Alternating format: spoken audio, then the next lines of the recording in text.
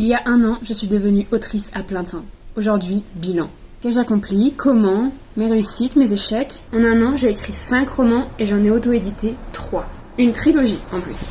L'Odyssée de la Baleine Miroir, tome 1, 2, 3, ils sont disponibles à la commande un petit peu partout, même en librairie. Les résumés sont sur les publications épinglées sur mon profil. C'est de la fantaisie avec du réalisme magique inspiré des univers d'Hayao Miyazaki. Avec ces romans auto-édités, j'ai gagné à peu près 1 000 € sur cette année. Comment est-ce que j'ai pu écrire autant de romans en un an? J'ai essayé dès le début de prendre l'habitude d'écrire absolument tous les jours.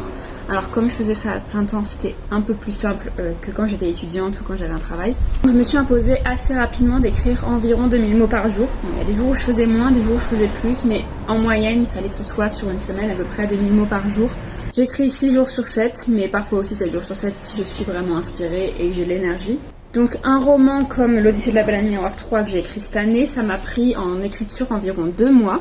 Sans compter la réécriture et la correction qui prend environ 1 mois ou 2 selon le roman. Pour ce qui est des réseaux sociaux, je publie entre 3 et 5 vidéos par semaine sur 3 réseaux sociaux différents. J'ai pas la même audience sur les 3 réseaux, du coup c'est intéressant. C'est pas forcément la partie du travail que je préfère, avec laquelle je suis très à l'aise, mais je suis quand même beaucoup plus à l'aise qu'il y a un an, c'est certain. Tous les samedis, je fais une vidéo sur le nombre de ventes que j'ai fait dans la semaine.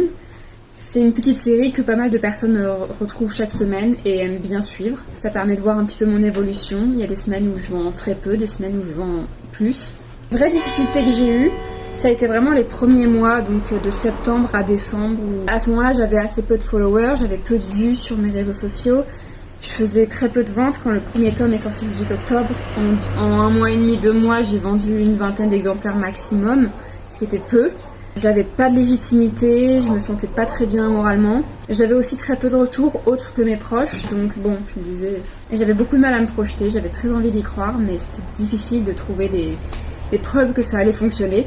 Aujourd'hui, j'ai beaucoup de retours de lecture, voici quelques exemples sur cette trilogie, et ça booste de fou. Donc c'est ça qui me donne beaucoup de légitimité, qui me pousse à continuer de parler de mes livres, à continuer d'écrire des nouveaux romans. Si vous avez des questions sur cette année, n'hésitez pas à les poser en commentaire.